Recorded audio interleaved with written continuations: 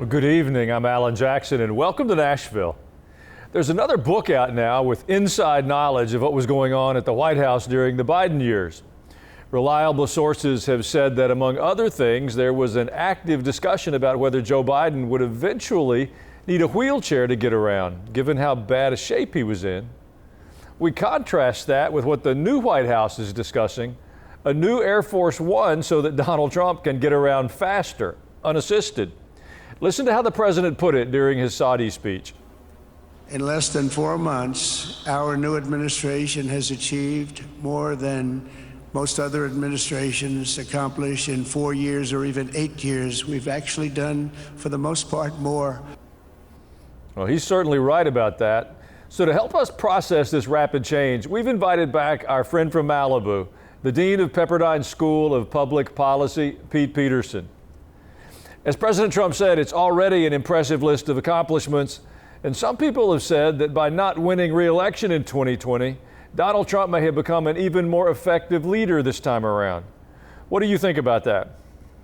Yeah, I think that's a very valid argument, and I'd say it really in two dimensions. One is that over the course of the last 4 years, in that interim, now President Trump wasn't just waiting around. He was building up a policy research and leadership organization with the America First Policy Institute.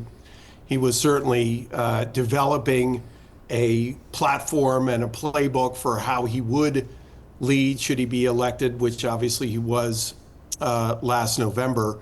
But at the same time, I think Americans got to see the alternative. And obviously, President Biden and so much of what we're learning now just about how challenged that presidency was, I think has made Americans even more appreciative of both the energy and vision that President Trump has returned and brought back to the White House. Well, there was some beltway chatter that Trump was trying to set at the table for a third term, though he's since dismissed the idea. But do you think he's rushing through things in his first 2 years because he's afraid that he might not have the House and Senate majorities in the second half of this term? Or could it be that he wants to build an even bigger margin in Congress for some ideas we may not have even heard of yet?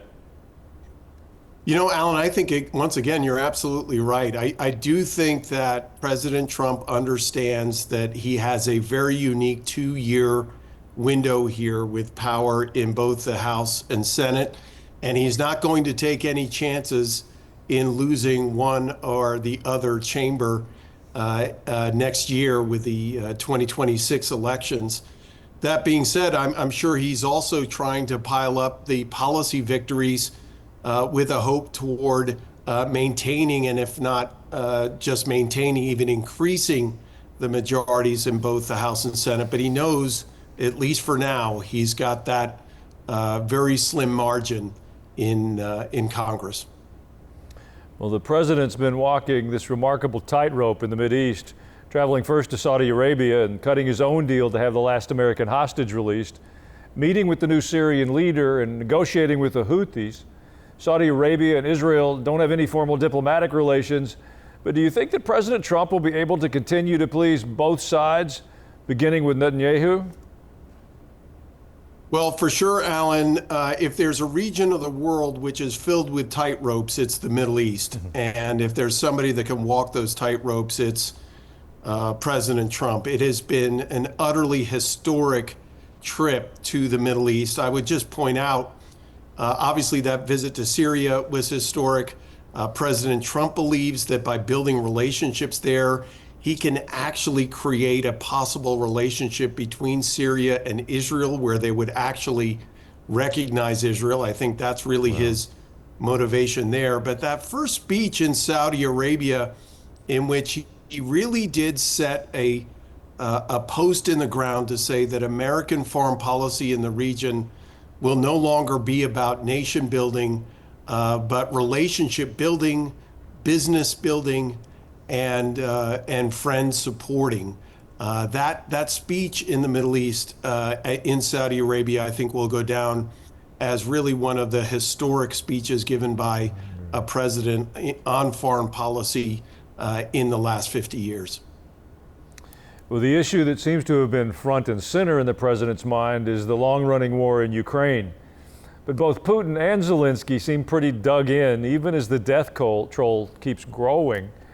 Do you think the president should do as he's threatened and just withdraw from trying to solve that war? I think, Alan, that's exactly what Putin wants. I mean, I really do think that his goal is to have America removed from these discussions and deliberations altogether. And I think it's actually the opposite take that President Trump will have. At least what I'm gathering, he certainly has been playing good cop, bad cop with both sides. And his first effort was really to get Zelensky to the table. He's managed to do that.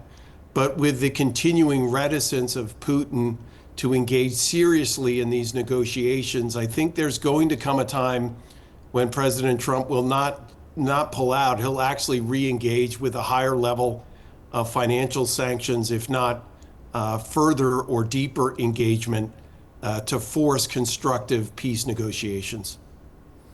You know, I'm curious, do you think President Trump will be able to negotiate a deal with Iran around all these nuclear weapons that they seem so determined to construct? Well, I think that's a big part. That's really a major theme of this visit to the Middle East. There's no doubt that President Trump believes that you don't just negotiate directly with Iran, you negotiate with all of Iran's proxies and relationships. You bring them onto your side, you draw them away from Iran, and then you force Iran's hand. And obviously we'll see if that materializes, but the engagement with folks in Qatar and also in Syria, these are obviously states that have deep relationships with Iran. I think that's really the three-dimensional chess that President Trump is playing. Well, Pete, please stay for another segment. When we come back, I want to ask you about President Trump's negotiation strategy and his new gift from Qatar. We'll be right back.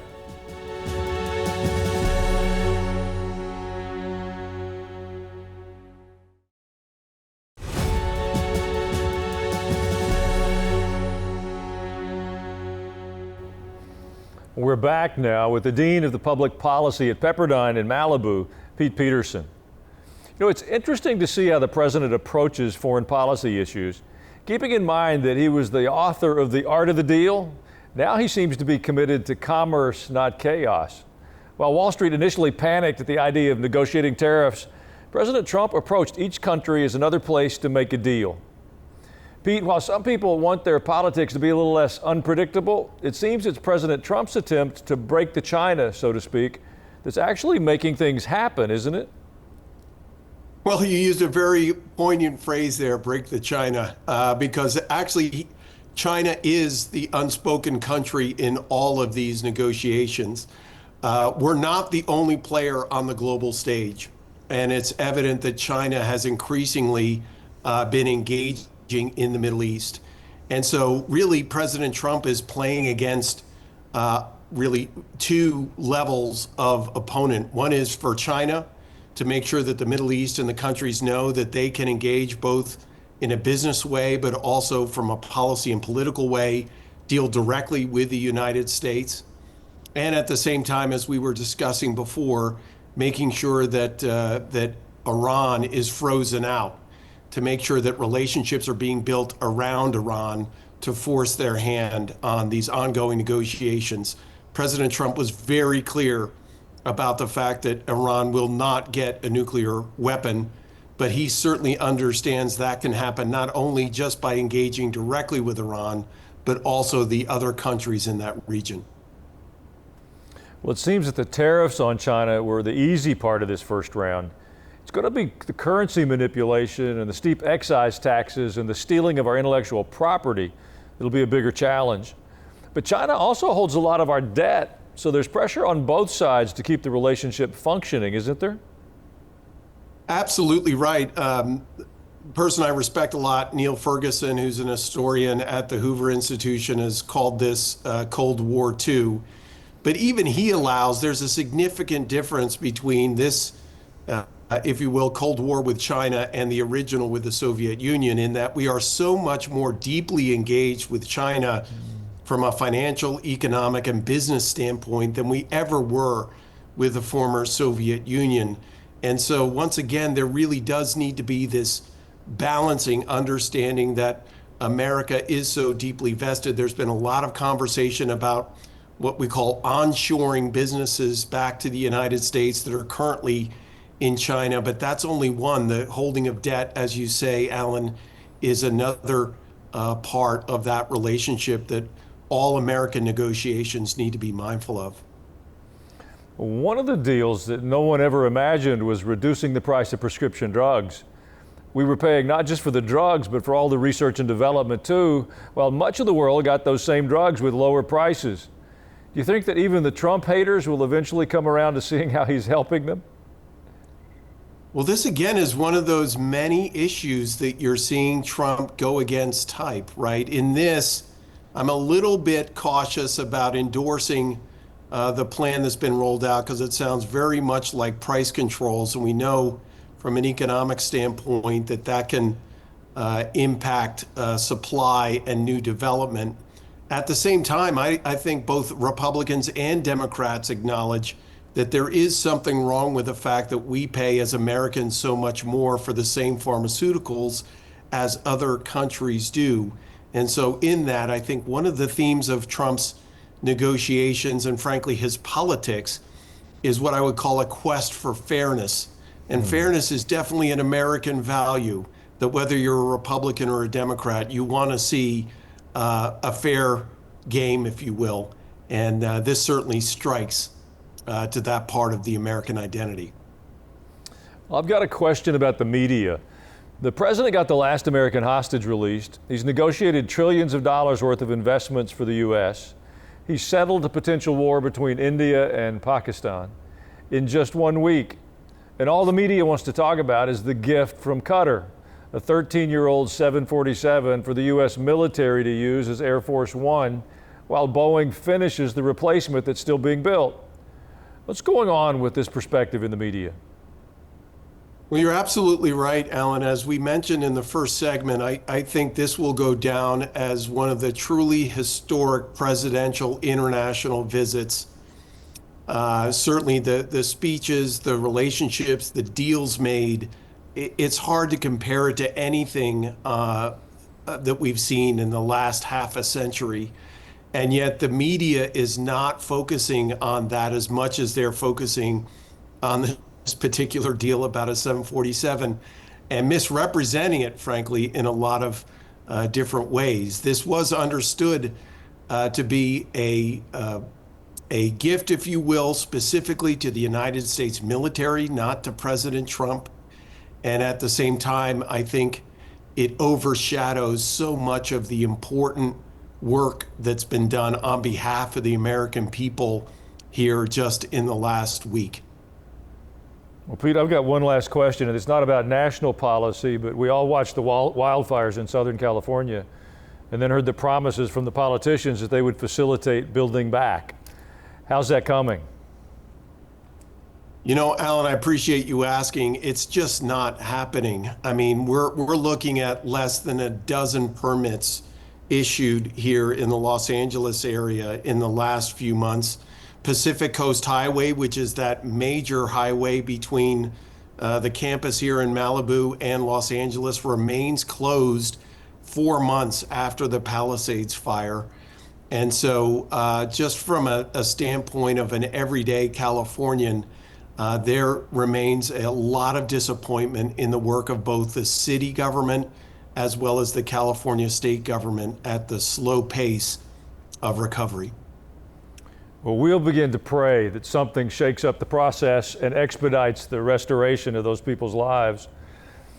Pete Peterson, it is always helpful to hear your perspectives. You help us cut through the clutter and understand what's happening. Thank you for your time today.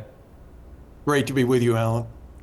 We're going to take a break, and I'll be back with some perspectives to help us navigate some of the confusion to find a stable place to stand.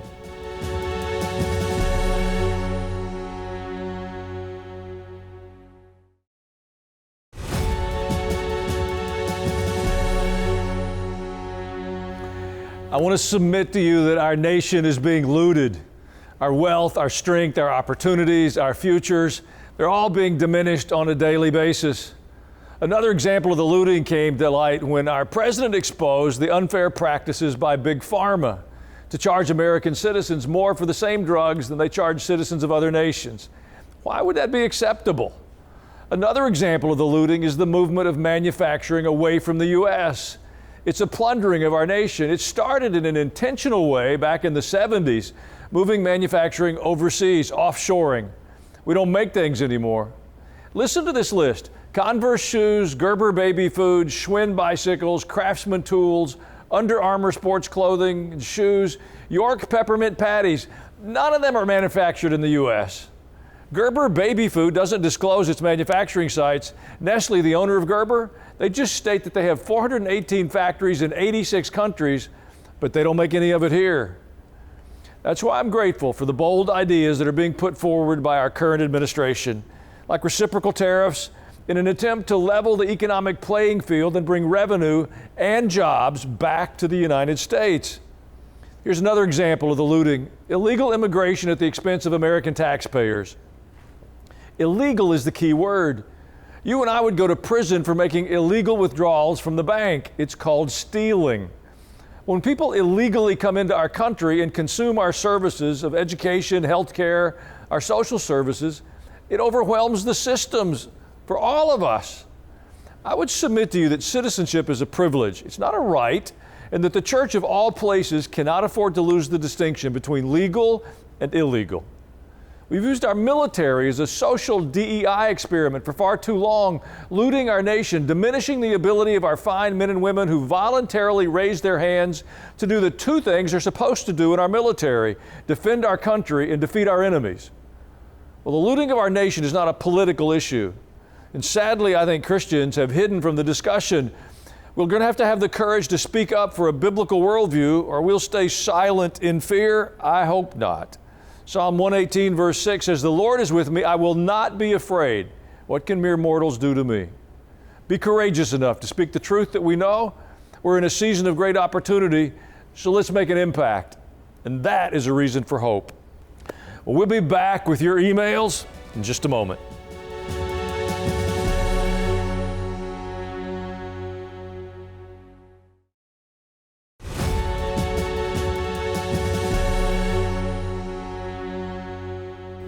Well, finally this evening, I want to say thank you for joining us. If you miss a live episode, you can always go to ajnow.com. They're archived there. You can see all the programs at your leisure and even share the links. You can sign up for our newsletter and keep up with all that's happening on the program. Maybe even ask a friend to watch. Your emails, they're always a highlight. Sandy P. emailed, "Paula White spoke about the White House Faith Office having representatives from many religions. She specifically mentioned Muslim, Buddhist, Sikh, as well as Christian and Jewish. I was completely unaware that this office would represent a wide range of religions, not just respecting religious freedoms, but promoting religious pluralism. I believe many Christians were under the impression that this faith office was Christian in nature. I've been hearing the praises of this office from Christian leaders. Please help me understand this." It's a good question, Sandy. You know, we have never been a uniquely Christian nation. We've been a nation with a Christian heritage, whether it was our legal system, our founding documents, our educational system. They were all based upon a biblical worldview. But from that Judeo-Christian or biblical worldview came the idea of tolerance that respected expressions of many faiths. Again, not a uniquely Christian nation, but a nation with a clearly Christian orientation. And I believe the current White House Faith Office is attempting to represent that. What we've been watching for several years now is a steady encroachment upon Christianity's freedom to be expressed in the public square. You could talk about the faith of Egypt in our children's classrooms, but not the Christian faith. That was wrong, and I think it's changing. Jared P. emailed, "Thank you, Pastor, for doing what you do. Thank God for Trump and everything he's doing. But until someone changes or defines 'in God we trust' to 'in Jesus we trust,' this nation won't last. Right now, we're a nation of numerous gods and beliefs. What we have here is a failure to communicate." Well, Jared, I agree, but it's not a political failure to communicate. It's a failure of the churches to communicate. That's our assignment for the pulpits of our nation and the people who gather in our churches to take our biblical worldview, our advocacy for Jesus of Nazareth as Lord, Christ, and King, and make that a greater part of the fabric of the communities where we live. For far too long, we've hidden in our churches and had worship services and then left the building and lived like the secular culture. We've been wrong, and we have to change. Well, I want to thank you for watching tonight. I'm Alan Jackson, and you have a good evening.